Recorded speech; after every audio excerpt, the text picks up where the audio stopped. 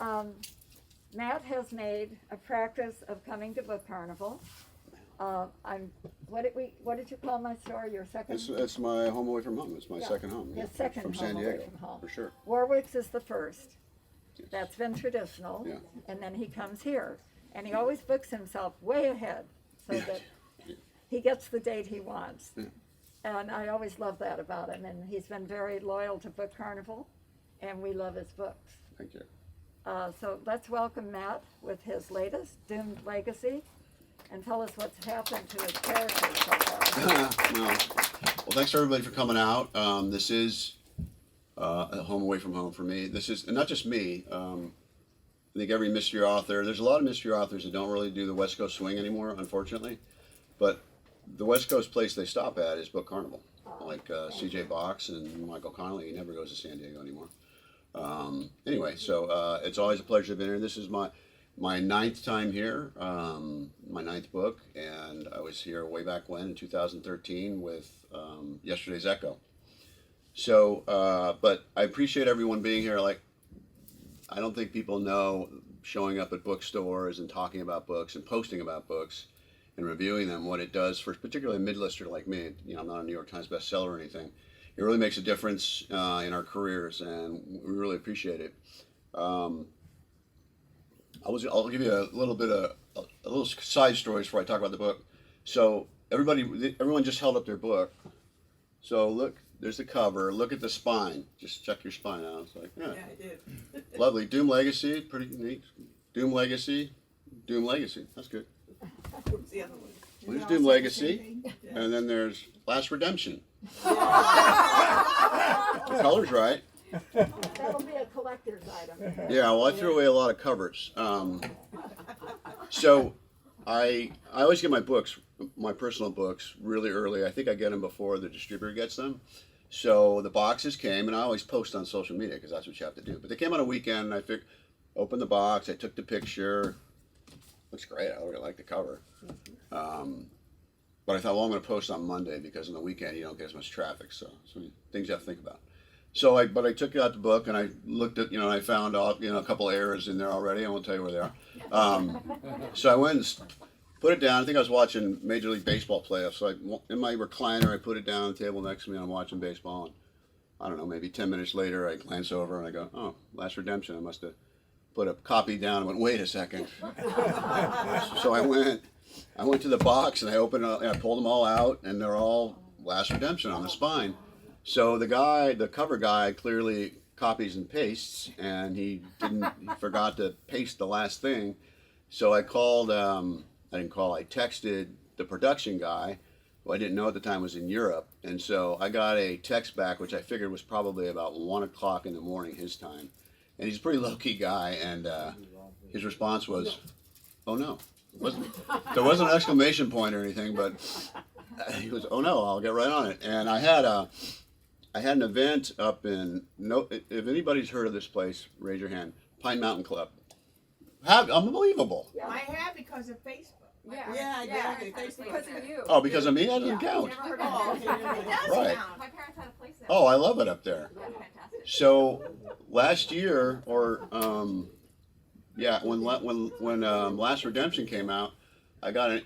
This is another side story, Pine Mountain Club, but I got a Facebook instant message or something from a woman I'd met at my first Left Coast Crime Writers. No, it was California Crime Writers. I think my book had just come out, my first book, Yesterday's Echo. So I met her there. I don't think I've ever seen her in person since, but we're Facebook friends. So, but she sent me a message and said, when are you going to come to Pine Mountain Club and talk about your books? So I responded, well, two things.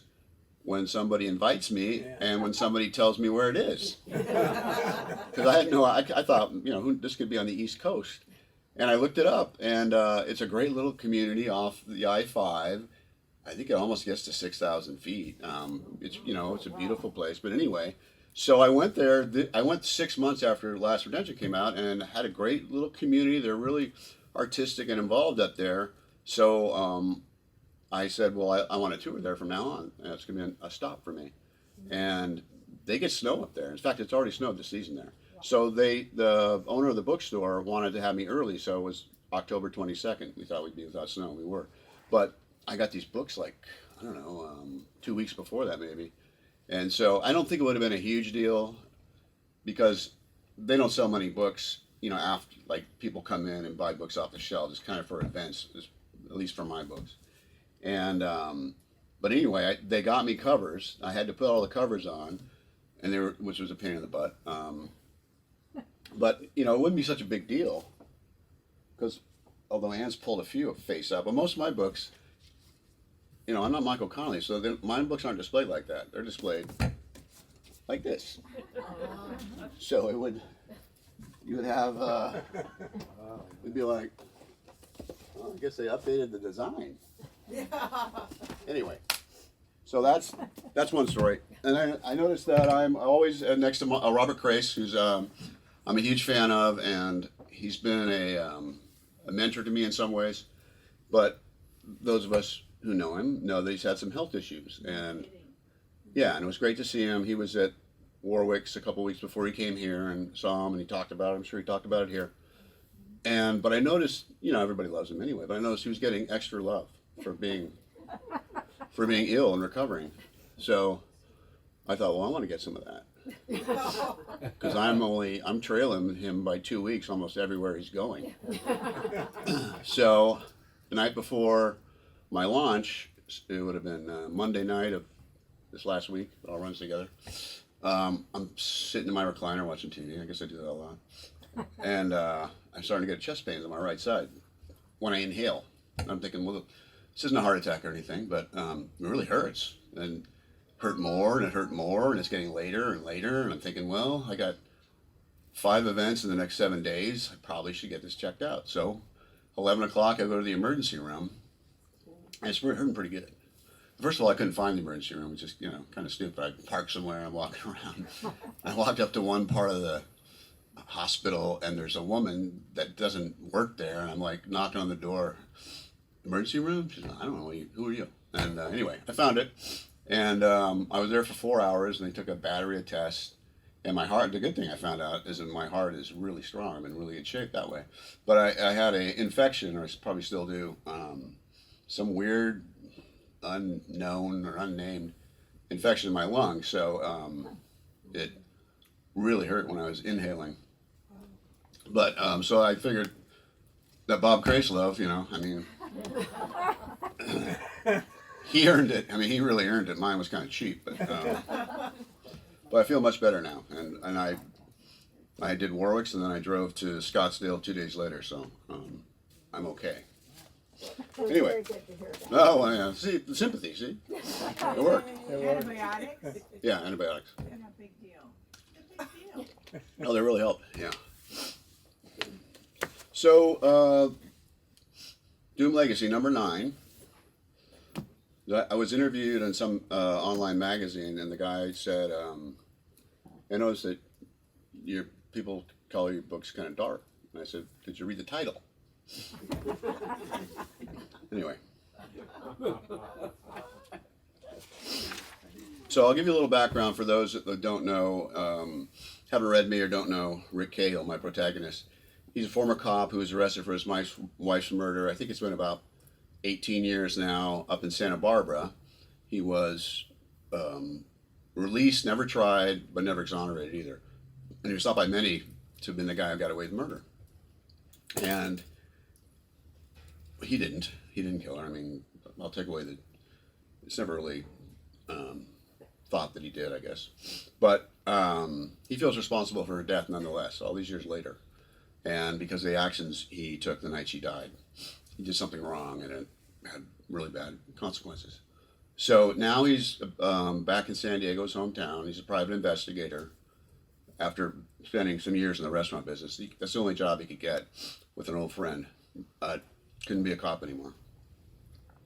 But because of the situation with his wife, every case he takes, or the ones I write about at least, I don't write about the boring stuff he does. Well, maybe I do. That's up to the critics, I guess. But he has a tendency to get emotionally involved, and he's trying to redeem himself for the failure with his wife. And because he does get emotionally involved, sometimes he makes mistakes. Things don't always work out for the people he's trying to help. But even on top of that, if you're looking from 30,000 feet after all these years, you say, "Hey, Rick, you're redeemed. You know, you try to do what's right. You're a bulldog, and it doesn't always work out, but you're redeemed." But he'll probably never feel that way. So, as Doom Legacy opens up, he's actually in one of the better places of his life. He's married, in love, and he has a child he thought he'd never have, because his first wife died, and the woman he's married to could not conceive. She had a couple miscarriages in her first marriage. So I think he's 41 or 2 when he has a child. She's, I think, 14 months in this book. And he's pretty happily married. He's got this miracle baby. And, oh yeah, he does have, for those who didn't read Last Redemption, another upbeat title, he has chronic traumatic encephalopathy, the pro football disease, CTE. And I had 2 rules when I started writing Rick 20 years ago. It took me 10 years to get published. One rule was that no sidekicks for Rick.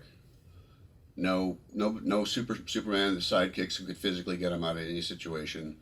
No really wealthy sidekick who could pick him up and they could fly to wherever they had to go to. And no comedic sidekick that could lighten things up. Well, I blew that in the second book. Somebody has bought it. What's it called? They all have 2 names. They're really hard. Thank you. Night Tremors. I wrote it a long time ago. I'm old and forget stuff. So I needed a private investigator, and in one scene. And so there was this, created this woman named Moira McFarlane, a little sawed-off 5 foot full of piss and vinegar, as they used to say. And she started talking, and I thought, wow, I need to have her more. So I gave her more scenes in that book, and she gave her scenes in every book thereafter. And I remember specifically Blood Truth, which is the 4th book. Again, I needed her for one scene. And again, she started talking, and I knew then that she was always going to be in every book. And she was the perfect offset for Rick. Not that she's a particularly happy person. We know Rick isn't, but she's very competent and very smart and thinks about things and doesn't fly off the handle like Rick does sometimes. And she became the conscience of Blood Truth, and so she's been important in every book. So that was, I think if I had not broken that rule that I had, I don't think I'd be sitting here with 9 books, because I think that things would have gone too dark. I mean, they're dark as they are, but there are some light moments, and a lot of the light moments come from Rick and Moira kind of talking like siblings. She's a couple years older than him, and she's like the older sister and feels responsible for him in some ways. And he's, just like, go find hunt. Like, I smell something, I'm going. She's like, wait a second, settle down. Anyway, so the other rule I had was that everything had to matter. I wasn't writing episodic stuff where whatever happens in the one book, it doesn't carry over the next. Just kind of think about Law and Order, if you're watching an episode where the crime's a thing, they solve it, maybe a little backstory about their lives, but next week, another crime, that's the thing. I wanted for Rick, for everything, every mistake he made, every physical abuse or punishment he got had to have consequences. So with the physical stuff, I started to think about it. He played Pop Warner football for 4 or 5 years. He boxed Golden Gloves. He played high school and college football, and he's had, I can't count how many concussions he's had as a private investigator. So I started to think, well, am I really going to be true to my rule, and that everything matters? And I thought, well, there's kind of no way he couldn't have chronic traumatic encephalopathy. Of course, there's no definitive diagnosis until the person dies and they cut him open. But I think every football player they've ever looked for it has had it, and it doesn't matter what position it is. So there's a lot of us walking around out there that probably have it and don't know.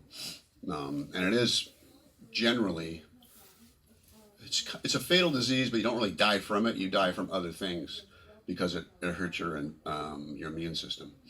And the average age for somebody who's been pre-diagnosed is 52 years old. I think Rick is 42 in this book.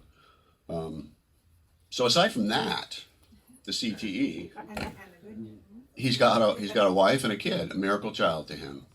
And so so things are pretty good, but he's got a new symptom, from a real symptom that the people with the disease can have, which is this flash rage. You can go from zero to rage with the drop of a hat with the normal annoyances that happen in everyday life. And he's hiding it from his wife as best he can. You know, when if something angers him, he will take off. He'll go into the garage and hit the heavy bag, or if he's driving, he'll just stop or what have you.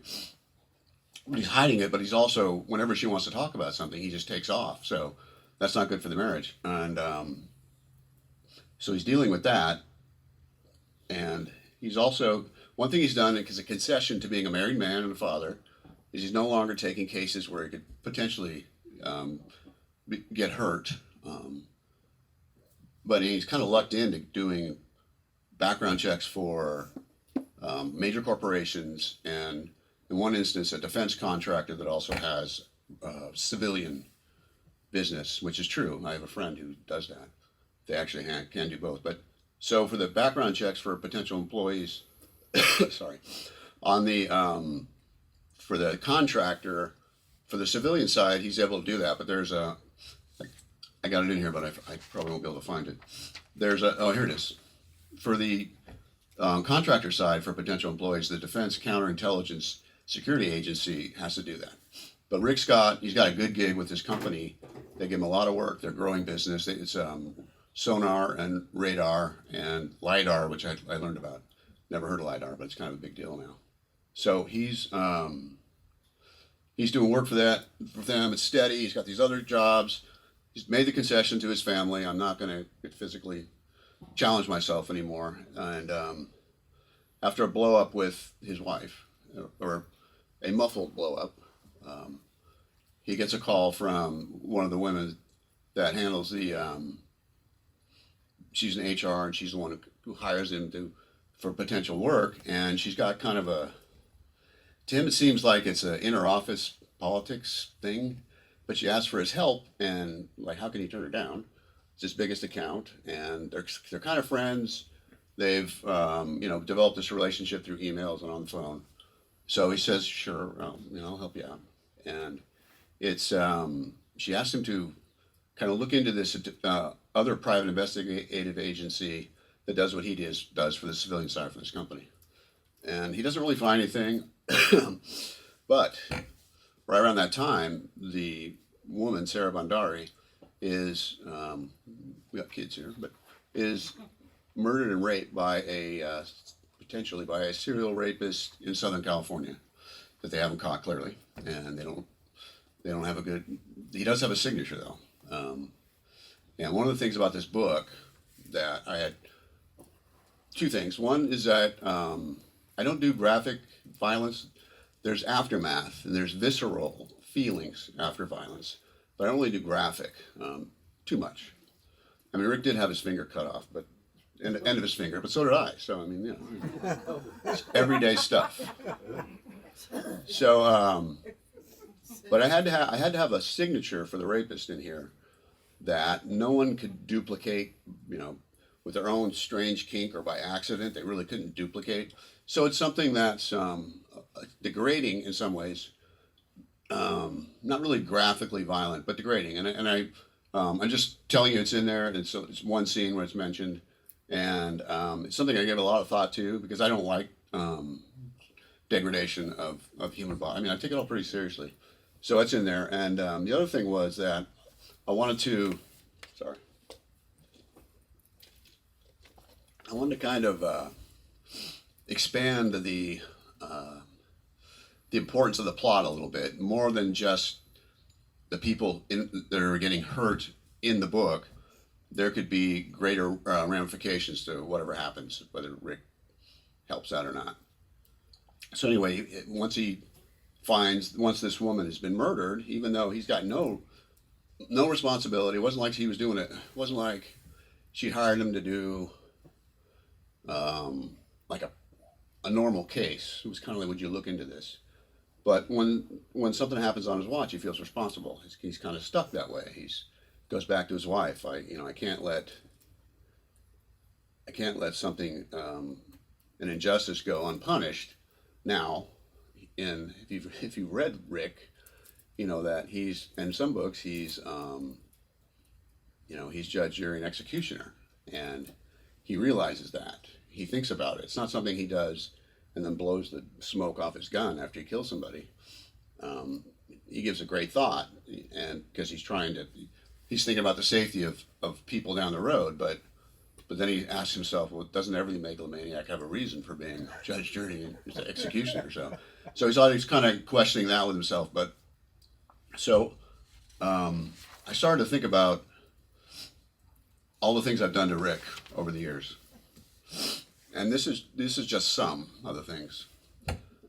There was the guilt from the death of his first wife, other people he felt responsible being murdered on his watch, killing people in self-defense, and maybe not so much self-defense, realizing his mistake of letting his old girlfriend go, learning the truth about his father's corruption and the truth about the death of his former partner on the Santa Barbara Police Department, falling in love again, endangering his best friend Moira's life, as well as embroiling her in a cover-up, losing his vision, finding out he's going to be a father, and then learning he has a debilitating, probably fatal disease, having his fingertip clipped off, which we know is nothing.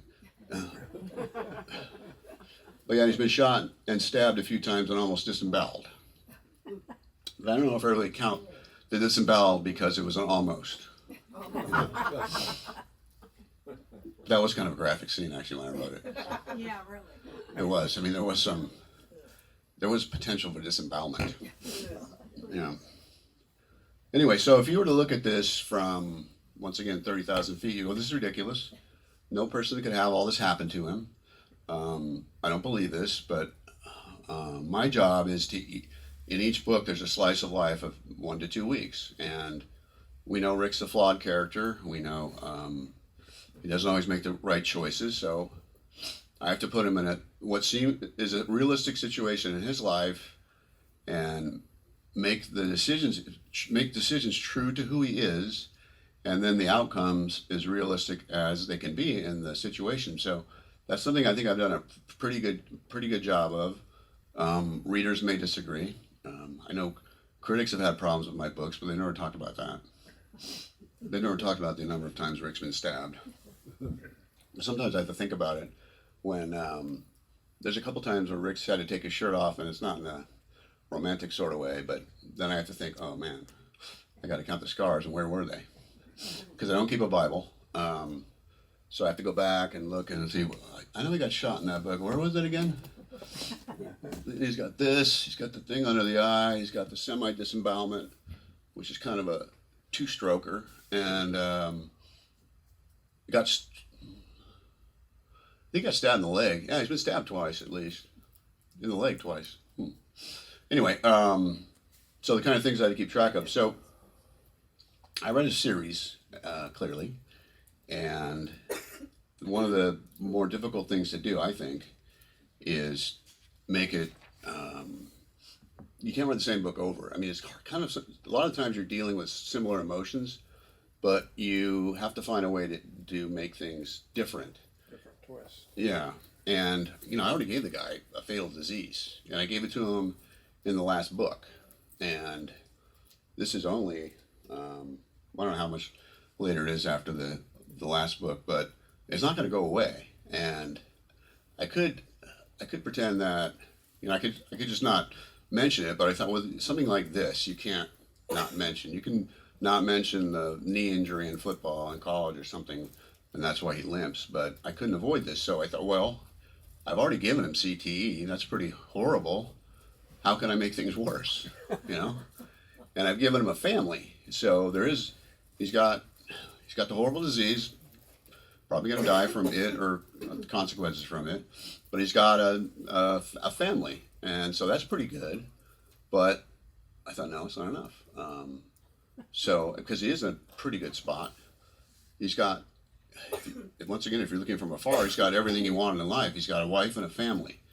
So what if I gave him this rage he couldn't, which is real, this rage he couldn't control that could take everything away from him?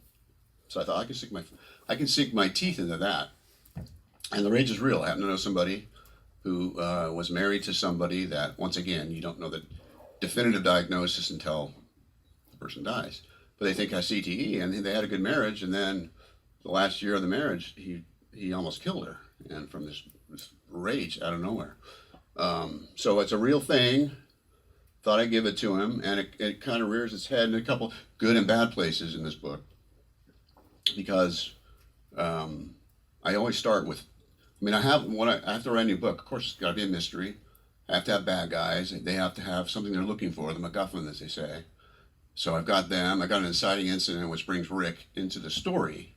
And then I've got this, with each book, this hazier idea of the ending, kind of know where I'm going, because you need a target, especially if you don't outline it. Don't outline them with a blank pager or a pantser, as they say. So I have to have a target to get there.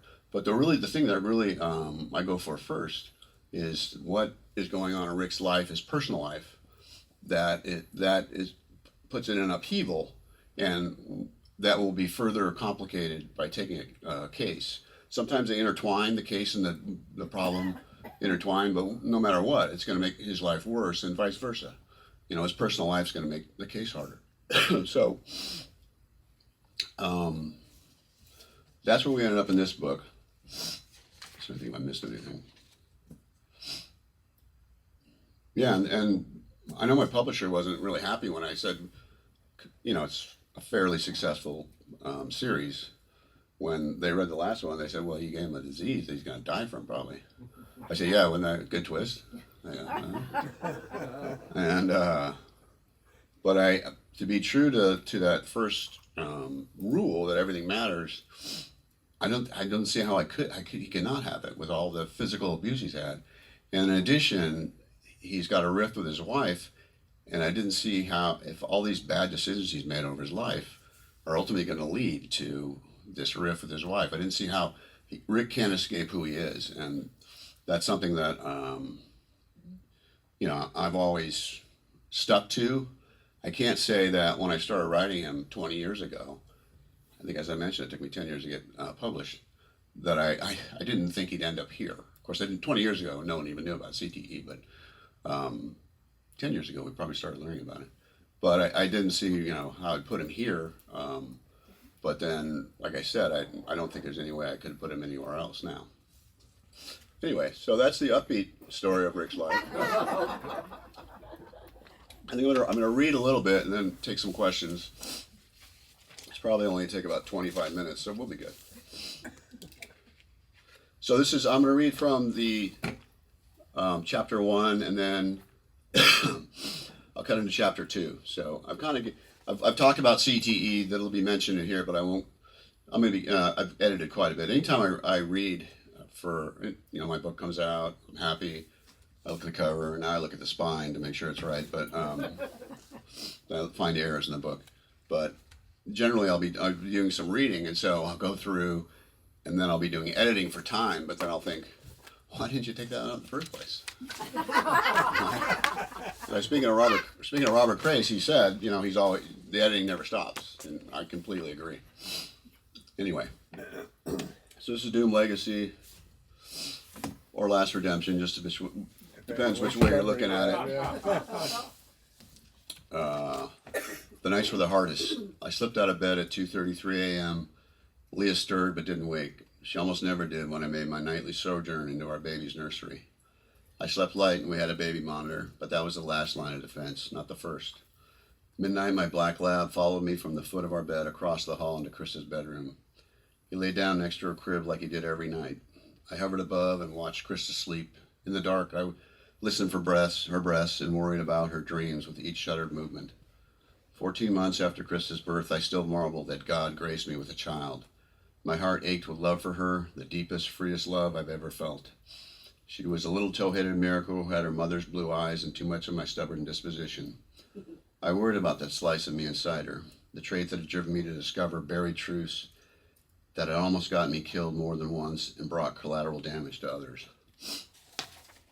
Each of Krista's breaths brought me joy and relief, but I fretted about our future every night and wondered how long I'd remain a part of it. My CTE was progressing. The last couple of months, a controllable, irrational rage infected my brain and sizzled along the nerve synapses throughout my body. Its trigger was often just the micro irritations of everyday life. A driver who cut me off in traffic, an argument with Leah over having to travel on a background check, Krista dumping her food onto the floor from her high chair. Things that settled spirits let go as quickly as they arose. I did not have a settled spirit. Even years before the CTE diagnosis, my soul was scarred from the shrapnel my actions had wrought. But those actions, those decisions came after consideration, thought. This was new, unrecognizable and malevolent. A fury unconnected to thought, and its reins loosened a little more from my grasp with each smothered internal explosion. And too often was aimed at those I loved. So far I'd been able to swallow the rage, feel my skin burn hot and anger crackle inside me. When that happened, I'd pull over my car or leave the room or go into the gym in my garage and pound the heavy bag, run from the trigger until the rage burned itself out. Sometimes it only took a minute, sometimes 30. And each new episode scared me more than the last. I stood and watched Krista and worried about the evil in the world and how it might find her. The evil I'd fought and sometimes become for what I deemed the greater good. Crossing over the line into the darkness, then fighting my way back to the light. I was worried about the evil within me, a doomed legacy. Would there come a day when rage from the darkness consumed me after Krista tossed her food onto the floor one more time and I wouldn't be able to smother it? I prayed that God who gave me Krista would somehow intervene before that happened. So Rick goes back he does this every night. He goes back into bed, and when he gets up, he always thinks Leah's asleep, but she's not always asleep. She knows he's going in there, and he can be in there for over an hour at times. And it bothers her. I mean, you're standing, the baby has to wake up in the middle of the night and know it's okay for no one to be there. Plus, you're probably giving this dark influence that you don't even know while she's sleeping.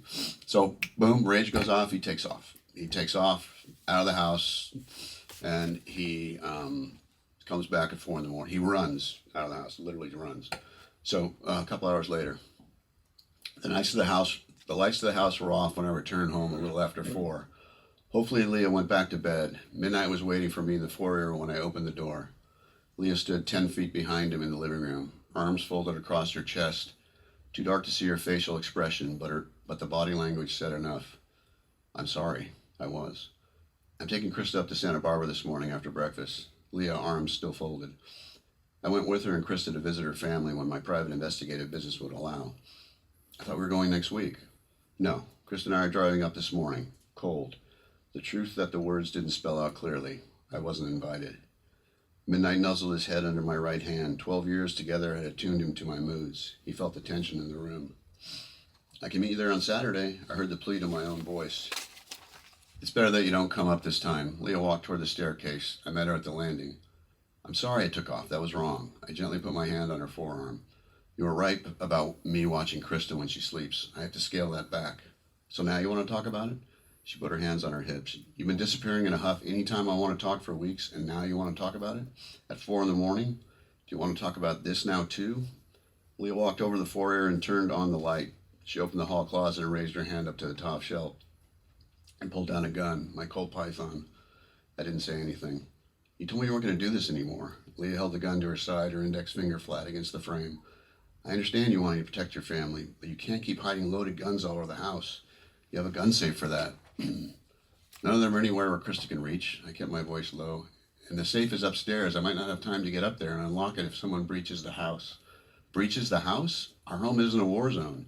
You have us living in an armed camp. This is not healthy, Rick. We have an alarm on the house at midnight to warn us if someone tries to break in. And keeping guns out of Krista's reach is not the point. Guns hidden in every room is paranoid. It makes me wonder about that mental health of the man I sleep next to every night. The father of my child.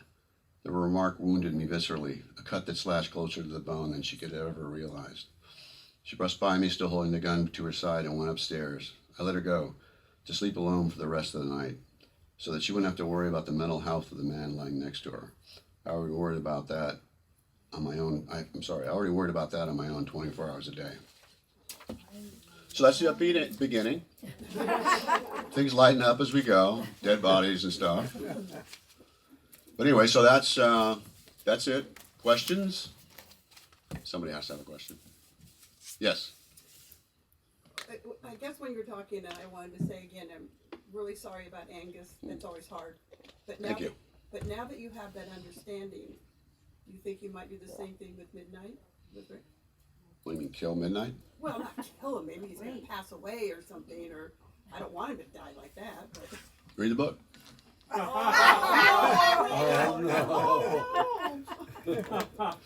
Okay, never mind. Well, here's what, when I started writing, You say he was 12, so I thought, oh. yes, I started writing Rick all these years ago, and I wanted to go real chronological aging, and Rick is aged in real life, and Midnight is too. So he is 12 or 13. The book I'm writing now. Okay, he's still around, Okay. but he's 13.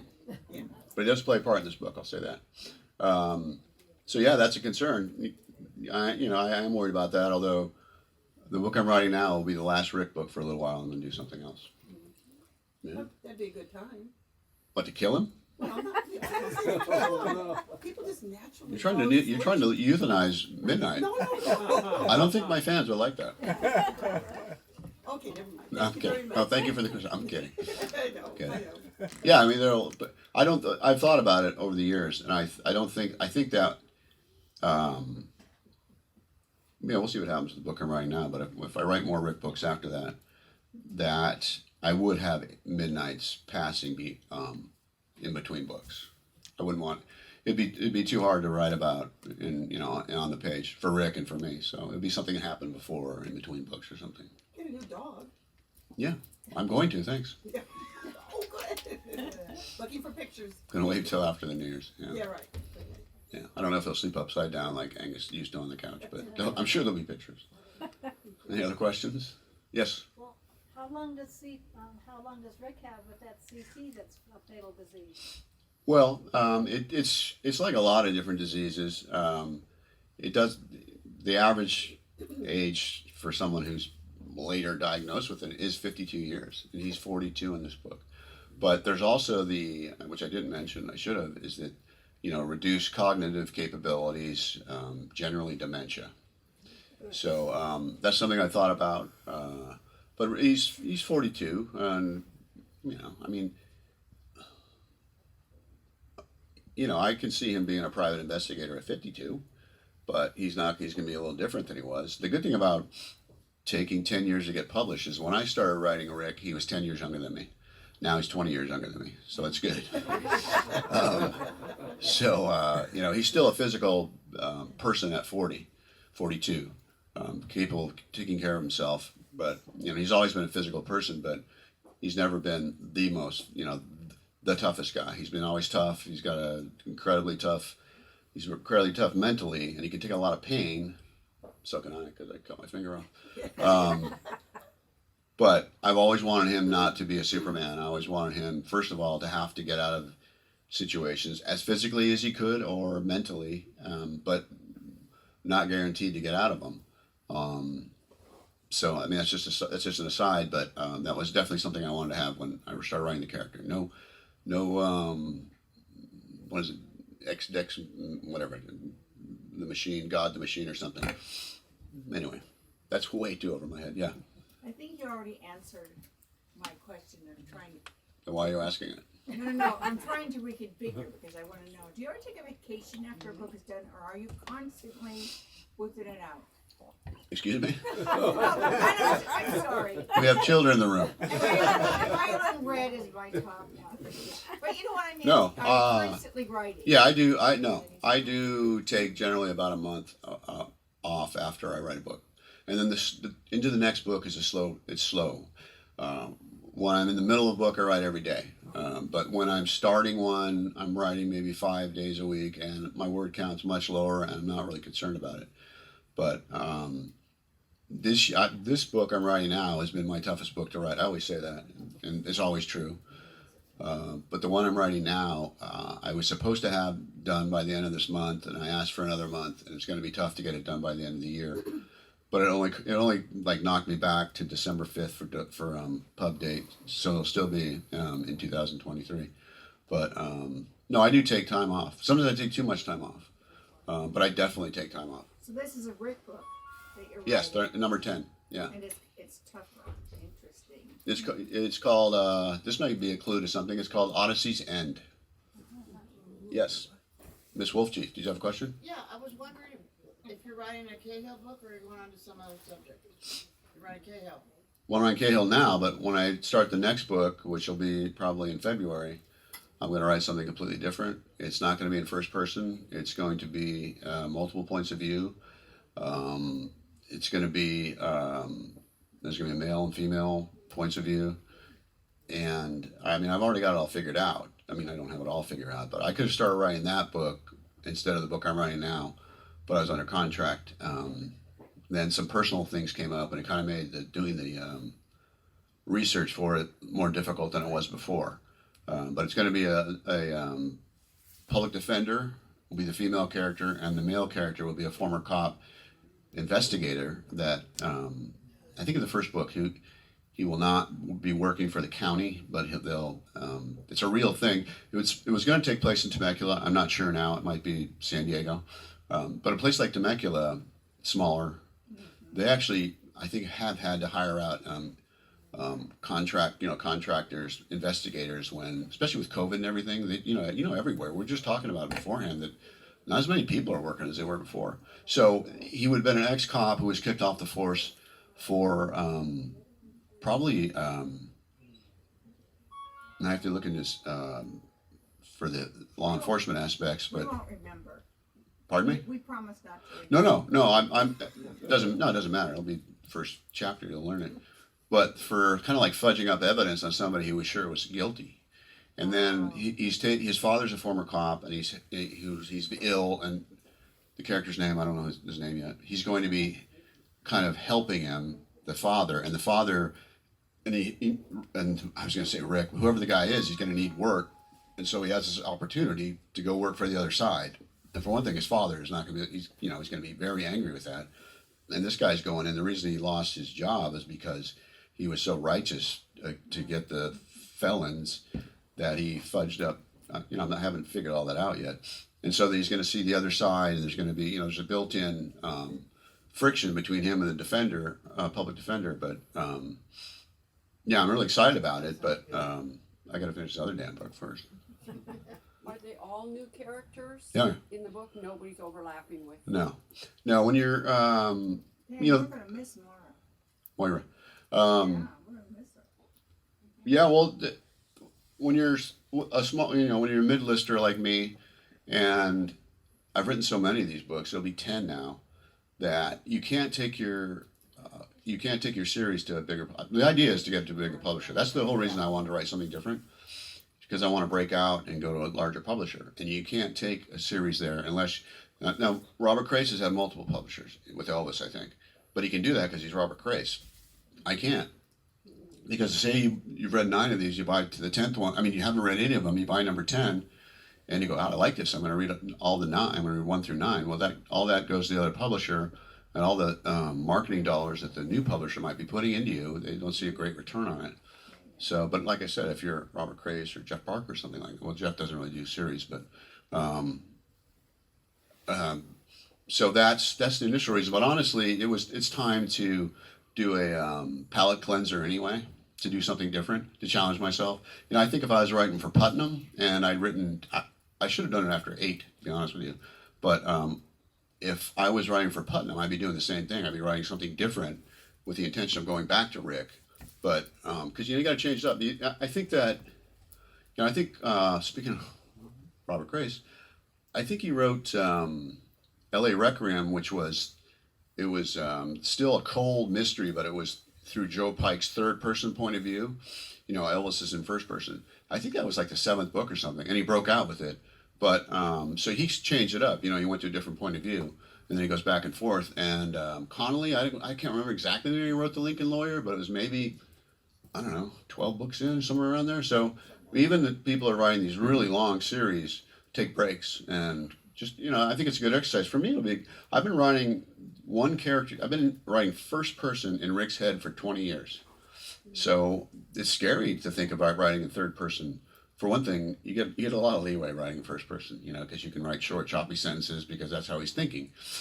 Probably they want you to be a little more grammatically correct in third person, so that'll be a challenge. But so it's gonna be a challenge, but it's gonna be good for me. So, and I'm excited about it, and I found another way in to do the research I need to do.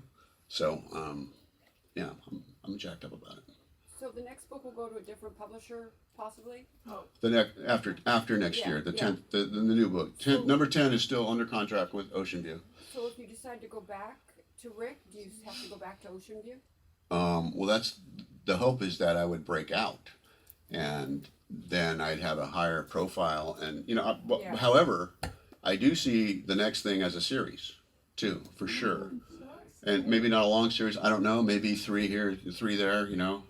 But I mean, I don't even have this story completely fleshed out. But I do see it potentially as a series. Now, as I'm writing it, I may change my mind, but we'll see. Then the thing for me is that my first book came out in May of 2013. Then it took me 2 years to get the next one out. So it came out in June of the next, 15. But then, here's where I messed up, is it took me 18 months to get the next one out. So my books all come out now in November or December. So I don't want to miss a year, not being published. But it may be impossible. For one thing, it's going to be a whole new writing experience for me. And I'm starting, my books are done late. And I don't know with a potential new publisher if it'll take longer. She's going to have to pitch it as opposed to, I mean, if I sit to Ocean View, well, they'll take the next book. They may hate it, but they'll probably go, we just did like 2 more, and I'll say, because they know I want to move on. And they've been really good. They want to break people out, and they've been great to me, and they want me to do as best as I can. But I'm going to be writing what they call in spec. I'm not going to be getting paid for it. I won't, I'll write the book for a year, 8 months maybe, and then my agent will take it out. And so after, probably before Thanksgiving, editors shut down. They're done for the year. So that means I'd have to get the book done, polished, and ready to go by September. So I don't know if that's doable. And I'm not gonna. That's not my first concern. I mean, I have to make this book it's an important book for me. This is a really important part of my career coming up. So I have to make it perfect. Or Cool. It's I exciting. can't wait to hear your. Yeah, I'm ready, yeah. Well, I can't wait to hear you write the women's point of view, Well, I have a lot of women in my book. So, like the POV. mhm. Well, I have sisters. With your title, in the part that you read to us Yeah. was chapters 1 and 2. Yeah. And you mentioned Doom Legacy. Yeah. When did you decide that was the title for the entire book this time? It's a good question. When I wrote Yesterday's Echo, I had a crappy title. I don't remember what it was. As I'm writing this book for so many years, but then in revision, it came organically out of the book. There's a passage where Rick is talking to, I think, Melanie Milana, and in his mind something doom like Yesterday's Echo comes up. So Sorry. yeah, you're right. Sorry. No problem. Got a little one. No problem. At least we're a family. So they liked the idea of a two-word title after that, and I thought, oh crap. So That works. oh crap, you're right. If I write 11, that'll be it. So for that, eventually, Yesterday's Echo, eventually after all these revisions, came straight out of the book. Dark Fishers, I wrote that book for 2 years, and I didn't have a title the whole time. And I'm thinking, as I'm writing this book, I need a title. I don't have a title. And then when I turned the book in, I had a bad title, and I turned it in, and my editor said, "This is a bad title." I said, I know. What can you do? And they said, no, you need to give us a title, and you need to get it to me in 5 days or something. And 2 years I spent with the book, and I didn't have anything. And once she said that, honest to God, within 15 minutes, I had the new title. I had Dark Fishers, which works really well for the book.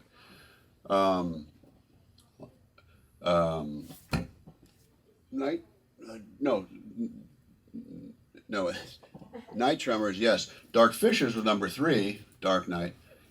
That came early. That came very early. I think in the first chapter I had it. Blood Truth came early. I knew that all along. It's father-son story. The blood's important. Lost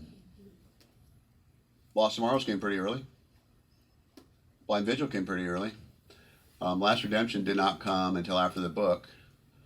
Doom Legacy did not come until after I'd written everything. Yeah, I had nothing, and so that Doom Legacy, I put that in later because I wanted all to be in the book. I put it in later, And then I've already some, Goodreads. Don't ever read Goodreads for your reviews, but somebody was saying how it really wasn't the legacy and blah blah blah. So 2-star review. So, but I read them all. Yeah. Sometimes I learn something from them, but not that one. Anybody else? What can you tell us about the cover? I know on one of your books, if not all of them, you've taken the picture yourself. Oh, good. Wow, you know your history. Yes, I'm actually glad you asked that. Yesterday's Echo, we got to it was my first experience with this, and they had my publisher, we had a conference call, and their cover guy was somebody they hired out, and so we're talking to this poor guy for 45 minutes, and nobody has an idea. We did not want to have like an echo sign or something like that, and so at the end of the call, we gave him nothing. I'm thinking, I may not have a cover. And so at the end of the conversation, he says to me, if you have any images or anything that evoke the book to you, send it to me. And I had bought a single lens reflex SLR. Yeah. I bought an SLR camera. This was 17 years ago, maybe. And it was cool because you could take pictures at night without the flash and blah, blah, blah. And so I'd taken it out. As I mentioned, it took me 10 years to get that first book published. So I was writing it for many, many years. And so I go out at night in La Jolla. And when I got this SLR camera, I went out and took images to kind of remind me of the book. That's all I was thinking about. But then I wasn't published for another couple of years. And I said, well, shit, I've got these. Shoot, sorry. I'm sure she's never, or he's never heard worse than your house. Especially with Jan living there now. So I went and found these pictures, and I go, oh, these are cool, but they're not exactly what I want.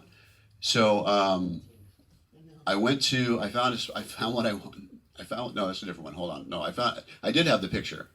I did have the picture of the cove, La Jolla Cove, and they they kind of arted it up, made it a little darker. Boom. So I send the picture off for the cover. He does what he does. Got paid more for the book than I did. I'm sure. So when the second book comes up, I hadn't used that camera because I took the picture for Yesterday's Echo before I even had the book published or anything. But I just happened to have the perfect picture. So the production guy saying, well, where's the next picture for the cover? And I said, oh, I have to do that? And he goes, well, you mentioned it might be something you do. So I do what I wanted. So I went down one day with my iPhone. It might have been like an iPhone 3 or something. In the dusk to get pictures that I come back later with the SLR camera, but I wanted to scope them out. So I took some pictures, and then I came back later that night with the SLR camera, and I couldn't figure out how to use it. And I was looking it up and stuff, and I could not get it to work because the flash kept going off, and the flash screwed everything up. So I sent in the iPhone 3 photo that I'd taken of the just like wind and sea, and they ended up using it, and he put a little he arted it up again. He put the bars on it, and so for the third book, Dark Fishers, some of it takes place in Coronado. So I went down to Coronado at dusk and started to get dark, and I was taking all these pictures with my iPhone. I figured now I could do it with the iPhone. That works pretty well. And I did this one where the lights were just starting to come on, and I kind of moved my hand and it squiggled it, and the lights were all squiggly, and I thought that looks really cool. And so I did about 50 of those, and I did some other ones, and I sent them off. And the guy's like, what's all the squiggly light stuff? And so that was it. They fired me at that point. The cover of, I don't know if it's here, Dark Fishers is of the Coronado Bridge at night. It's awesome, and it's really beautiful. It could not have done better. But so I was from there on, I was able to no longer be a part of the cover. Now I do have some covers say. I tell them that, when I was really timid when I first started. I'm going to be published after all these years and rejections and stuff. And now I just tell them what I want, and they probably think I'm a diva and I'm a pain in the ass. But they're very nice to me. So now I'm really involved in the covers and stuff. And so we already have the cover for Odyssey's End, and I told them what I thought would make sense because they haven't even read the book yet. And they got this great shot of a mountain road at kind of at night, and it's perfect. And so we already got the cover done. Isn't that what you did with Lost Tomorrow? No, Lost Tomorrows is Stearns Wharf and Santa Barbara. Yeah, which I love. I love that when they came up with that. Perfect. Absolutely love that cover. I like all my covers. I've been really lucky because some of the other covers I think they do aren't that good. But mine are always photos, and for a while they always had water in them. But blind vigil didn't perfect photo because there's it's of La Valencia, and I found it myself online, and it took us a while to be able to get the guy to give it to us for not much money. But that was the first one where there's no water, and then this last one doesn't have water either. Anyway, anybody else? Any more questions? Yes, ma'am. Who's Robert Eugene Wolf Chief? That's my late brother-in-law, and his wife is here. It's my sister. Yeah. Because I know that your dedication is your brother. Yeah. Well, it's in loving memory of both of them. Yeah, I dedicated Blood Truth to my brother. Yeah, we lost both of them within 3 days last year. Yeah, it's a pretty bad week. Yeah, and I dedicated Blood Truth to my brother who had this disease. It's horrible. My mom had it, and it's a death sentence basically when you get it. And once again, it's kind of like MS where you don't have a real time frame. You don't know how long things are going to go. But I was going to dedicate my second book to my dad, and I didn't. I said dedicated to my agent, and my dad passed on a freak accident years later. And I felt, before, it was too late for me to make change. I felt really bad about that. And I thought, well, my brother's ill. I want to make sure that I get him in there, and he was quite touched by it. Anything else? Okay. Well, thank you so much. Thank you. Yeah, thanks for coming out. Appreciate it.